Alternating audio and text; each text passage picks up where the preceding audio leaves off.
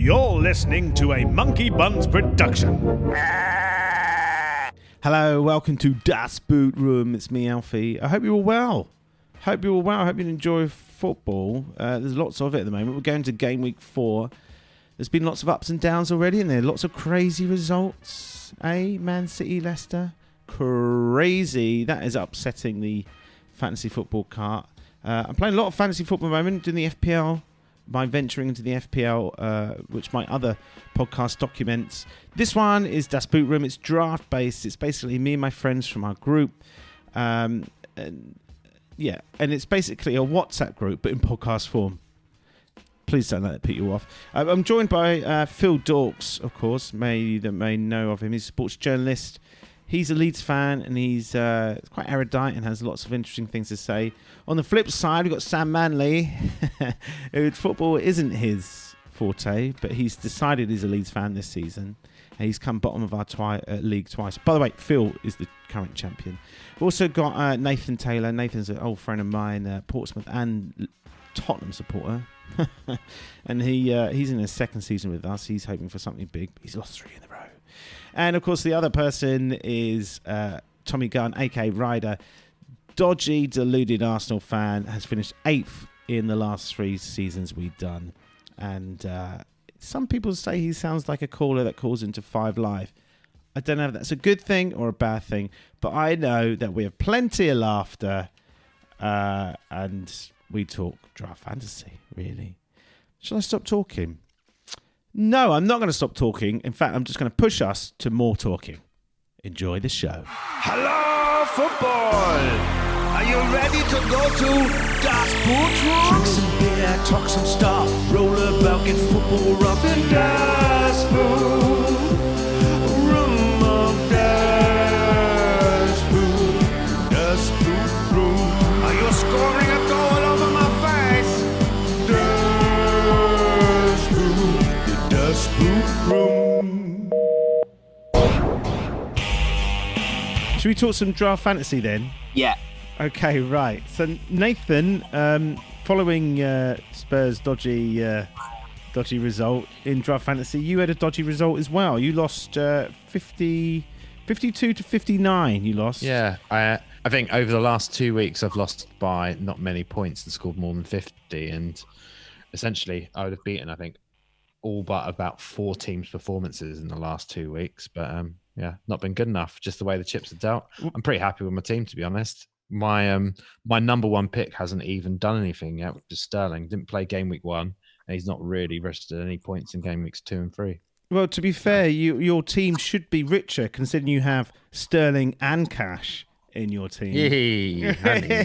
More like Very Tango nice. and Cash. Instead, they're taking a pounding. Oh, nice. Sam, are you enjoying your draft fantasy season so far?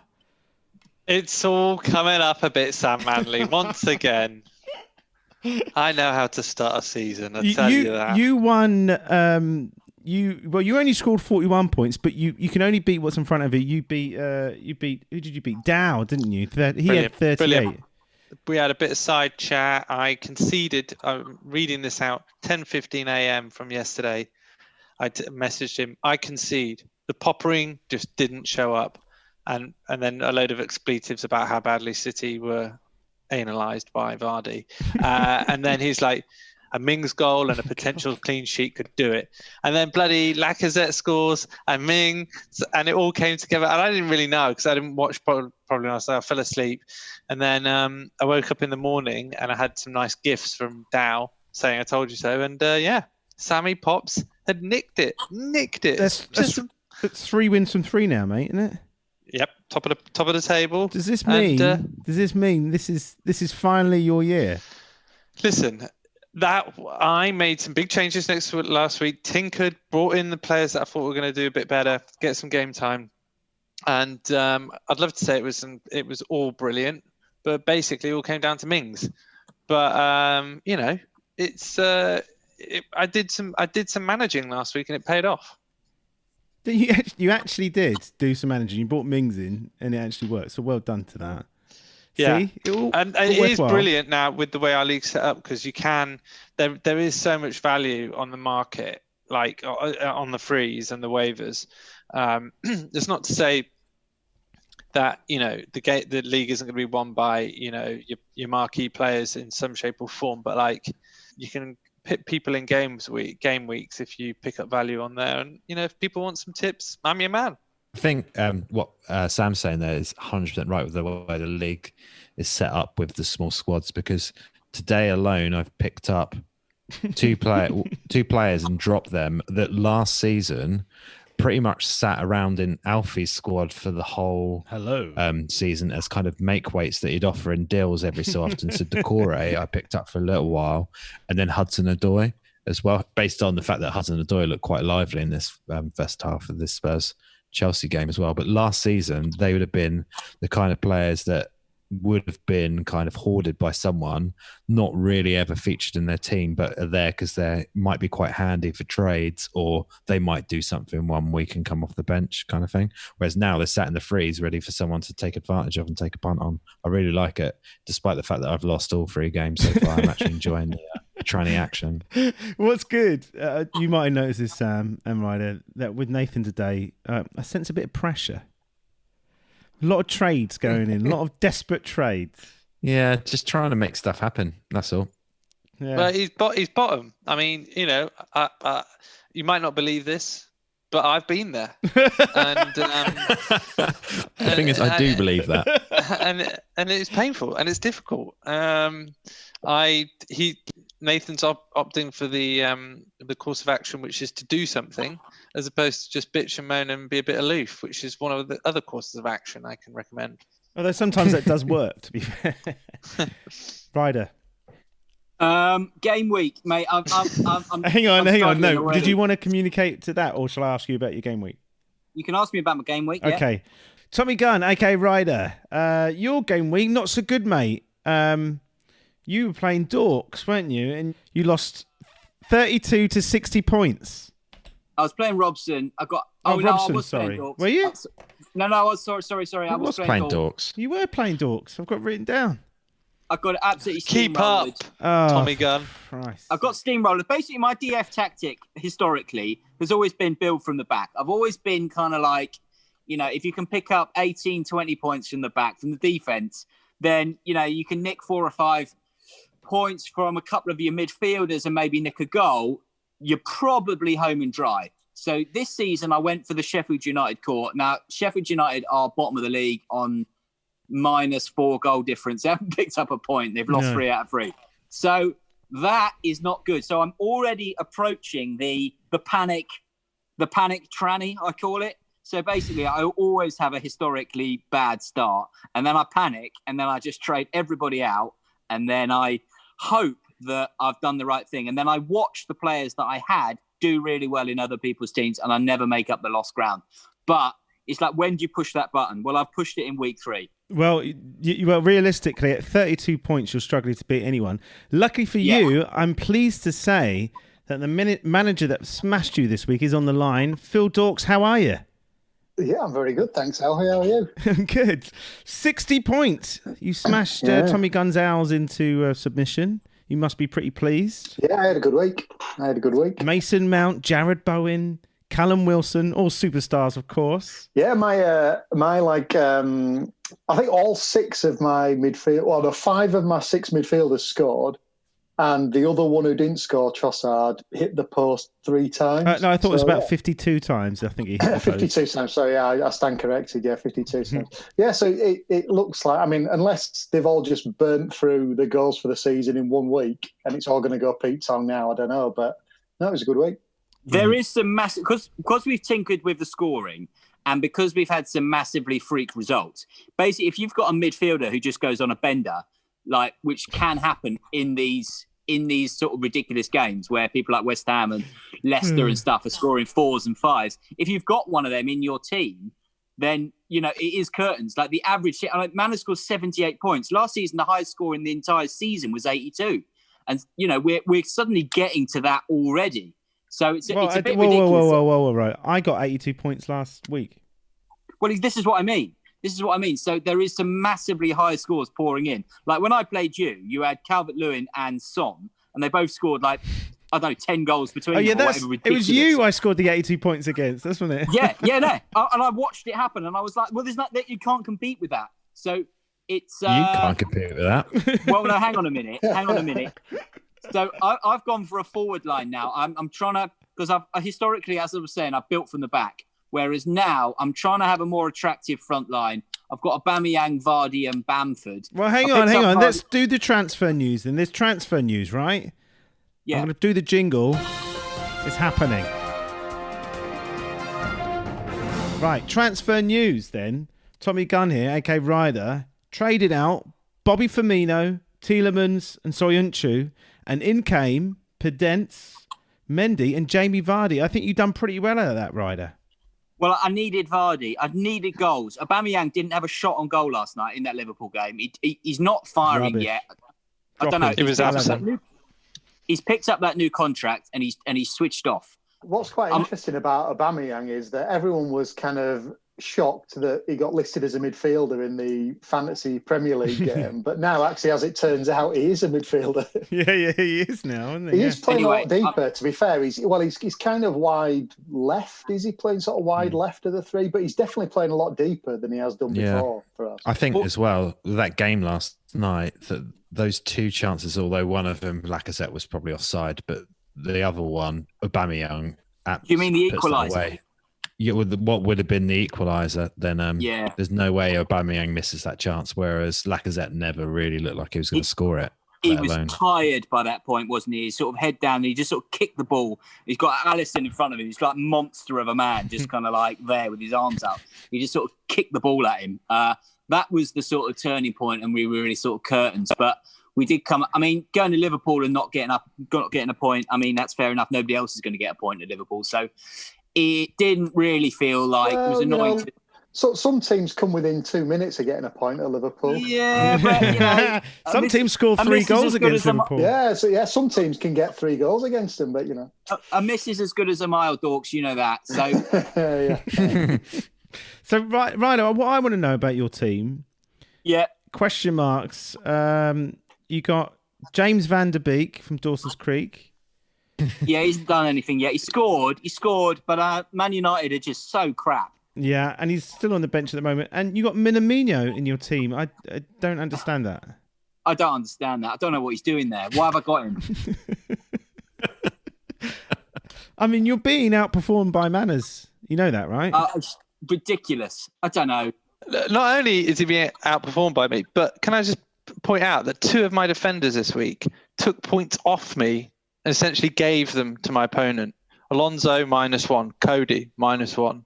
And Walker and De Bruyne managed 2 points between them. I mean, it was just unfathomable how brilliant it was and inspired to bring in Mings and to not trade away Richarlison to you. You're not meant to tell people about that. I'm sorry. That was a secret. I was just inquiring. Well, the thing is that like I really love Son, and it's not like my midfield is that amazing. But Son came off, Richarlison stayed on, bang, got 11 points and a goal. So what do you mean? So I've got Son. I know. I'm just saying this weekend. It's obviously who Alfie offered up, isn't it? Can we tap into this skullduggery that's going on here? I want to know. Listen. I want to know what have you 2 been meeting in car parks and. Well, yes, but that's for something completely different. But I just text him. I'm he tapped me up. He tapped me up on Richarlison. I'm prepared to listen to offers as much as the next man, and I really truly like Son. I'm more responsive this year. That is true. I mean, but you're only responsive because you're winning. As soon as you start losing, you'll disappear again. Phil. Oh, look, don't tell me. You know that's true. Yes. We have been in a league with you before, Manners. This is our 5th season of this nonsense.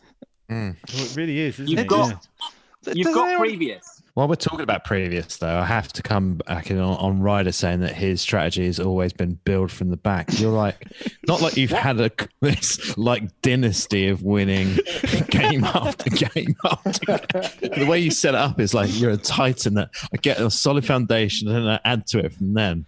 I finish 8th every season. Grinder. Your building from the back usually involves shoving two defences together from was it Burnley and Sheffield United last year? Building from the back and losing from the back as well. No, His building from the back is a cut and shut. That is not true. It was just a little late dip with Sheffield United. Had the restart not happened, Sheffield United were dog after the restart, and they continue to still be dog. Had that not happened, I'd have finished probably 5th or 6th. Out of a 12-man league, you would have finished mid-table, and that would have been a success. Well, Two of which had ghost managers as well. Yeah. Well, look, that's been the tactic, and it's actually served me quite well. Mainly because all the good players just get caught up in the things, and nobody ever like. You ring Ben and say, "Can I have one of your players?" Like you might get a text back about a month later saying no. And then you're just like, oh my God. So it's just hard work. Did you just say if you ring back, you're calling people? That is hardcore, man. Yeah. Nobody answers the phone these days. No, nobody answers the phone, especially on a withheld number. It's probably track and trace. Treatment table, treatment table. No, leave your clothes on. Manners, well, you're a Leeds fan now as well, so this includes you. We're going to talk Leeds. Dawkes. Let's talk some Leeds. I want to hear what Manners has got to say about Go Leeds. on, let's talk some Leeds and Manners. Go on. Come on, hit me with it, Sam. Let's hear what you've got to say. Well, you've been following them for all of 270 minutes. I want to know how they've been doing. I can only talk from a DFF point of view, basically. And it wasn't as sensational this week, but I wasn't expecting it to. And also from a DFF point of view, what do I do next? Because I feel like maybe that the big points have left a bit. Things have cooled down a bit. I don't know. I'm not sure. I need to have a look at what's coming up next. But, it's bloody brilliant to have them in. They have been fun. Everyone has to admit that, surely. Well, they've been earning points, haven't they, to be honest? But, Phil, you enjoyed the game at the weekend. It was very tight against Sheffield United. Could have been 2-0 down, but you didn't, and you scored a wonderful goal. Yeah, that in key. If you've been following us prior to this season, which kind of some of us have, that game on Sunday was a little bit more like what we were like in the Championship, right. In that we were a lot more solid and still had kind of a very much front foot way of going about it, but we dominated possession in a way that we weren't able to do, obviously, against Liverpool. Not to the same degree, and didn't dominate possession as much against Fulham either. But in that game was a lot more in keeping with the Championship version of what Leeds are. It's interesting because they're producing points, but I don't know about you, but I haven't really nailed down the consistency of the points, where they're going to come from. I mean, for example, your defenders, Stuart Dallas, first 2 games against Liverpool and who's your second game? Fulham, he scored 13 tackles and interceptions, which is scores highly, right? So we brought him in. But didn't do any at all, even though he had a fantastic game. Didn't do any at all against Sheffield United, but still picked up a clean sheet bonus. So to touch on the 2 aspects of that, what you talk about, it'll be like that all season with Leeds. If you're talking from a fantasy football point of view, the points will be spread. If they're indicative of how we were last season and how Bielsa has been for 2 years with us, we don't have kind of players that are, we're not like a Mitrovic at Fulham, say, or someone who's going to hog all of the goals or all of the assists. They're spread out very much across the team because we're a unit more than we are a bunch of individuals. To touch on the Dallas thing, I was saying this to you in WhatsApp messages about Dallas, is that we switched it up slightly, which is what we'll tend to do this season. When we play against sides that have 2 strikers, we play 3 at the back. We play like 3-3-1-3. Right. And Dallas then moves into midfield. I mean, essentially, he kind of patrols all the way down that left-hand side, although, to be fair, he was everywhere. He was on the right-hand side or left-hand side, but he's given that kind of role to roam around a little bit. But I think he was, that Sheffield United game, in terms of attacking, he was helped out by the fact that essentially we play man marking across the pitch, which is quite a rarity for a Premier League side. And his man essentially in that game was Lundstrom, who is not the most mobile of midfielders. And so it allowed Dallas to roam around the pitch a lot more because Lundstrom was never going to be too far from where he was roaming. So if you know what I mean, he's not mobile enough to get up and down the pitch. So I think Dallas had a particularly kind of free game. It won't always be the case though for him. That was a bit of a rarity. What does Calvin Phillips do? Does he Mate, offer much? You need to put him in instead of Minamino. Well, The Yorkshire Polo. Is that what we're calling him? Yeah, Is he any good? That's what idiot fans call him. He is. I mean, he's very, very good. I'm not sure how it translates into fantasy points. As I was saying to Alfie, though, the thing you've got to bear in mind with Leeds is that you'll get a lot of most Leeds players, you'll get a lot of tackle points out of them because of that man marking system we adopt. Yeah. Which means that you're going to see a lot of tackles from Leeds players because of that. So if Phillips is our main sort of defensive midfielder, he's the one who'll play every week if he's fit. So yeah, he's played 90. So I'll keep him in there. He's one of those players, Ryder, that will get you 4 or 5 points every week. Yeah, he won't score, but he'll get you 4. And he also takes corners. He does take corners, but as you pointed out, Phil, in our podcast this year, you don't score from corners, but he does take them. No, we don't. Yeah, he does take them. And also, a good thing about Leeds, what I noticed when I was very impressed with them when I saw them this weekend, was the fact that realistically, their assists and goals can come from anywhere. So every single player on the pitch. No, totally. I'm a bit annoyed that Harrison isn't still available. I would have picked Harrison up a couple of weeks ago, but I think Isha just beat me to him. Well, I think, mate, he's got a red... He's injured or something. Oh, no, he's because we're playing Man City. And he's, but what I'm saying is, I reckon... That's his parent club. Now's your time to, if you want to go and pinch him now. Yeah, true, yeah, very true. Manners, you were going to make a point. Oh, no, I was just going to say I'm really glad that Phil's been listening to everything I've told him about Leeds and he's just really sort of paid attention to my analysis that I've... Yeah. So, it's good. It's good to see that he's listening. No. Well, how could I possibly, kind of refute the kind of evidence? I mean, you've been to Ellen Road so many times in your life, but I don't know if I've ever told you. I've been there twice and... So it's that time of the podcast where I interrupt and say, hey, I'm interrupting. And hey, I hope you're enjoying it so far. We're still trying things out in this format, actually, with the lads. And it is recognisable that some of their microphones are not very good. I do understand that, and I'm pushing them to improve that. I can't, unfortunately, improve their chat. That is down to them. Now, I'm going to allude you to another show that I do. If you are listening to this for the first time, hang on. No, you're listening to this and you've never heard anything I do before. I also do an FPL podcast. If you're thinking, hey, I like this, but draft's not my thing, I do an FPL podcast. This is my second season in FPL, and I've enlisted some brilliant people to help me out from the world of FPL, who have had some fantastic finishes in the guise of Matt and Will and Yordi now, of course. And that is called Will I Beat Magnus? Because I want to beat Magnus Carlsen. That's that. Does that make sense? Doesn't, does it? Anyway, that's coming out tomorrow. So, yeah, 2 podcasts are going to go hand in hand, and we're all going to have a big FPL/draft/fantasy football party. All right, let's get back to this one, Das Boot Room. While we're live on air, there's been another big transfer happening over to Ryder, I guess. Oh, wow. Hang on, Ryder. Let me just do the jingle. Right, we're all good. Go on in. Well, I'm just trading up with Dow, to be honest. I'm basically looking for where are the clean sheets going to come from. Basically, anyone who plays Fulham is probably not going to concede. So I'm basically looking for Wolves defenders. And Vinagre. How are we doing that one? Vinagre. Vinagre. I don't know, whatever. Him, all these Portuguese lads, basically he's playing at the moment. I'm basically looking for Wolves defenders to not concede against Fulham and try and pick up a clean sheet at the back.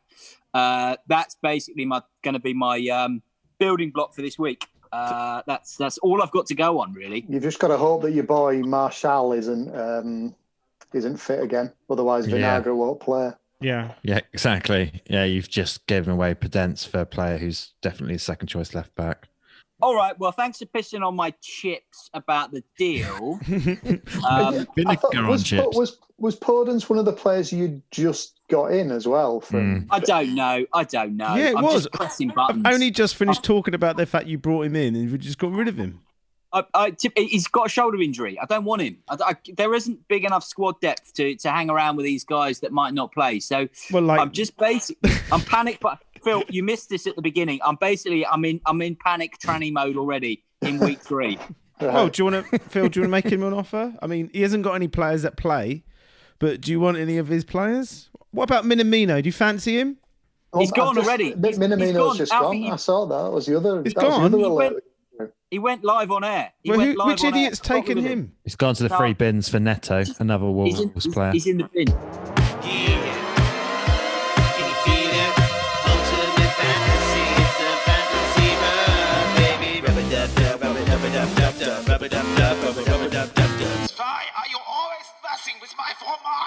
Do you guys want a quiz question? Yeah, go on. Go on. So for my gigs this week, we don't normally have good football questions, but this one was pretty good. Okay.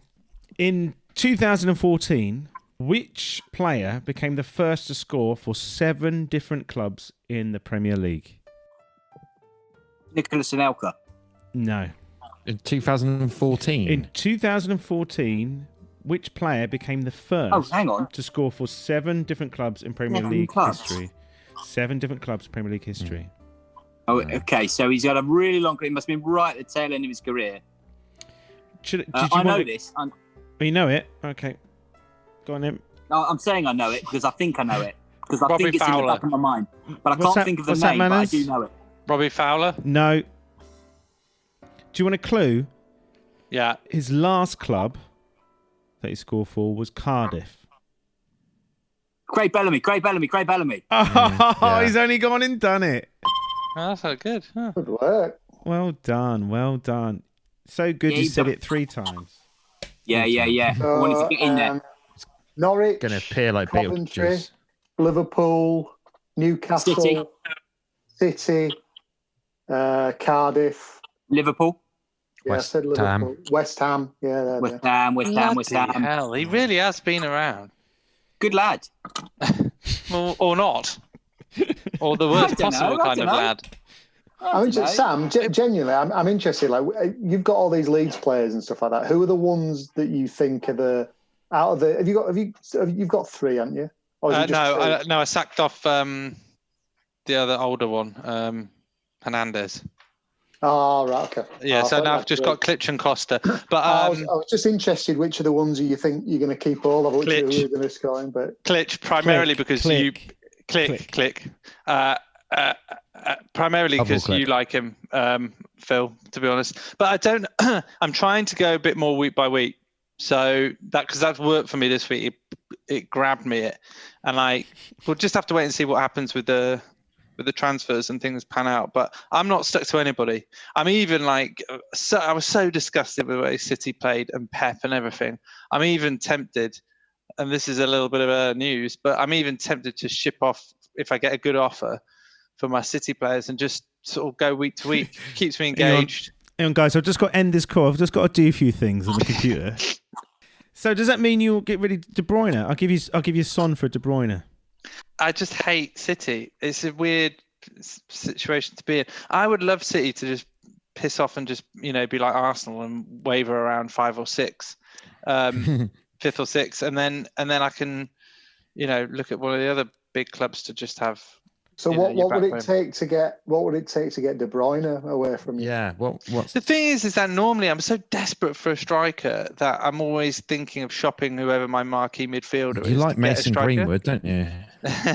But I've actually got a nice enough strike force so far this season if Everton keep playing. So I'm not in desperate need to ship him out to get a striker or anything. So it'd have to be like for like. So it'd just have to be another brilliant midfielder that somebody's interested in. Or Van Dijk. Sterling. Oh, I've got Van Dijk. Van Dijk for De Bruyne. What? Are you kidding me, Manners? Don't be an idiot. Don't be an idiot, mate. Listen, I'm interested. Manners, this is like live robbery. We're about to watch it. Anyway, I'll go and have a think about it. I'm just saying, you just got to be free. You got to be open to shit. Why would you want Van Dijk? What does Van Dijk give you that De Bruyne doesn't? Clean sheets and goals. I've never seen Dave turn to a mobile phone quicker than he did when that little revelation was made. That was a man who just shot straight to his mobile phone.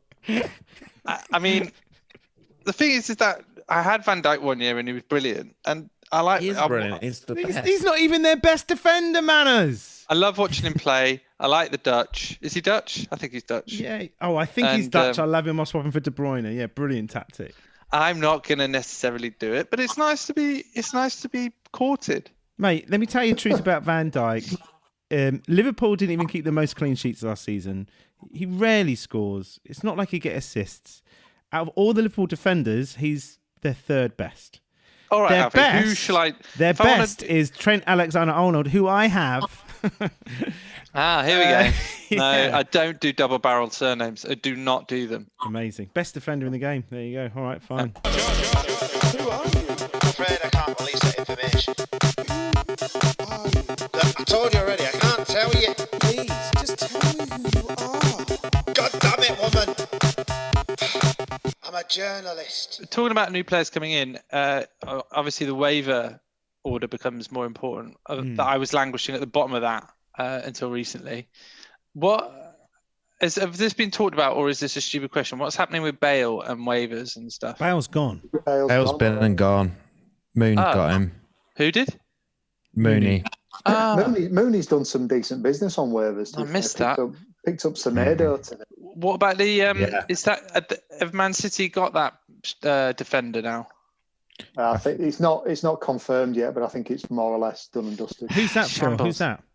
Ruben Diaz, is it from Benfica? I was reading an article about that in prep today, but I only got halfway through it. So I think they're paying 60 odd million euros for him. So I mean, try and plug their defence as if that's a guide anymore for whether a player's good or not. 60 odd million euros means nothing. To be honest, though, FFP sort of postponed this year, so it doesn't really matter. Like there isn't the same remits. The whole FFP boundaries have been kind of like just kind of whitewashed for a bit. So if you do want to go and spunk a load of cash, it is kind of like, it's basically what Chelsea have done. You can do it. Now's the time to do it, is what I'm saying. So what would people say if I tried to get a deal for De Bruyne for Bale? Bruyne for Bale? Well, you've got to see like how fit he is. Like he's just not playing. Oh, he's attractive, mate. Don't go to Moon and offer him that, please. Just between me and you. Do that. As much as I know it benefits like everyone else on this call to make sure that doesn't happen, just for my own kind of sanity, please, manners, don't go to Moon and offer De Bruyne. Yeah, because it's too early in the season as well, man. It's too early. Such a big risk. I just love being in the midst of it. I can imagine the scandal, the smell. I can sweeten the pot with that offer, I think. I'll message you later. No, do it now. Do it now. Do it now. I don't know. I've got to look at my squad. You know these WhatsApp messages, Sam, that you enjoy sending after every win on a weekend, where you. I don't know what you're talking about. No, you go for You go for 5 or 6 messages that cause me to mute the group, and like if you get rid of De Bruyne for Bale, those will become a thing of the past. I think Tristan would actually explode, and there'll be something on the news about a bloke in Manchester explodes in broad daylight. It can get very nasty in our group when you do a deal that people don't agree with. I've been in the middle of them, and it's honestly like you look at your phone. I've got 80 messages, and it's all literally like you're a dick. Vitriol, yeah. It's like a mini Twitter, isn't it? Just very condensed. It's a Twitter pile-on suddenly happens, and it's like all I'm trying to do is like get somebody to bloody play up front in my crap team. Yeah, but you've done all right, actually, the transfer this week with Dow. You did well. But haven't you dropped the ball by getting rid of Podence so soon? He's not going to play next week. He's not fit. And there's so many players in the bins. You've literally I've got to get players on the pitch. I haven't got no one's got capacity to This is true. What you're carry saying. into players. It's very true. To be fair, like this 13-man squad thing that we've been doing makes it really tough to. If you get just one or two injuries, suddenly you're really under pressure to start shifting players. That's why I had to. I mean, granted, in hindsight, it's probably going to work out all right, but I was a bit on the fence about getting rid of Dele Alli when I did at the start. Because I was thinking, what happens if he comes back in and has an absolute stormer? Which you might still do. But you can't take a risk on him now. You just can't. No, I can't because I have players who like Maddison wasn't starting. Jota probably isn't going to start for me. So I can't really afford to have players who aren't going to be starters. that was that was the intention of the 13-man squad, and actually it's wicked. It's good because it does promote active management, which is I'm all for. That said, on Sunday, I'm looking at the games. Football is on for 9.25 hours solidly on Sunday. 9.25 hours with no break. There's too much football. Over the top. That's extraordinary. Yeah, so much sodding football. Is there actually any chat, Phil, about it going back to normal 3 o'clock kickoffs, like simultaneous playing? I've not heard anything official, but I would suspect if as long as fans aren't in stadiums, which looks unlikely for at least another 6 months, as long as fans are in stadium and they continue to want to do the TV deal where they show more and more games, they will continue to stagger the fixtures, I would think, to ensure that happens, which would mean you're not going to go back to like 4 games at 3 o'clock on a Saturday or anything like that.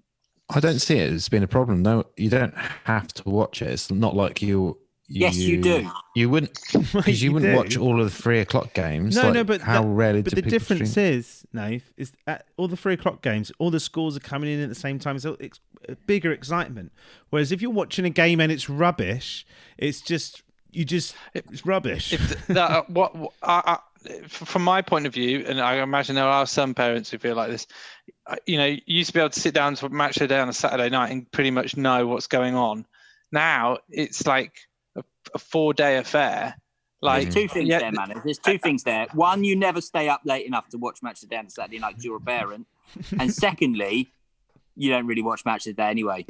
I used to love Match of the Day when I felt like if I stayed awake for at least the first 40 minutes, I'd be somewhere to where I was knowing and then watch the rest of it on record in the morning. But now it's like I've got to watch 3 of the bloody things to know watch MOTD2 and then keep an eye on what's happening on Monday as well. I'd rather just keep the BBC Sport app open, but it's just too much. I just want it condensed. You wouldn't have watched Match of the Day for the last 16 years anyway, because your beloved Leeds were in the Premier League. So well, exactly. But he used to watch it just while he's waiting for the 5-minute preview to start.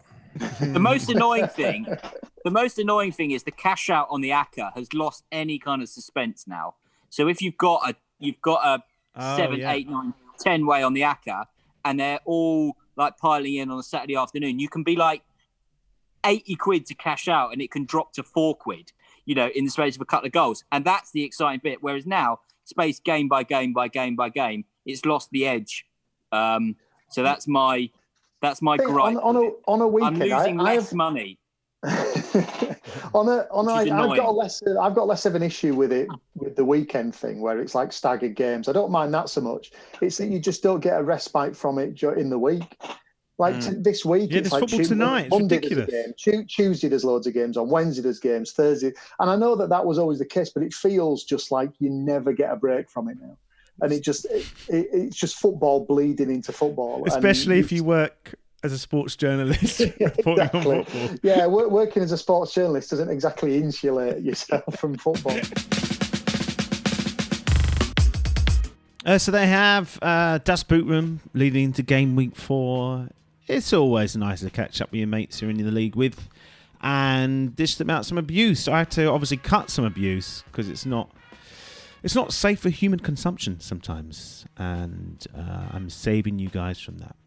I know. Such a great guy. But it is interesting talking about our 13-man squads this season. It was something that was brought in. There was much discussion on our thread.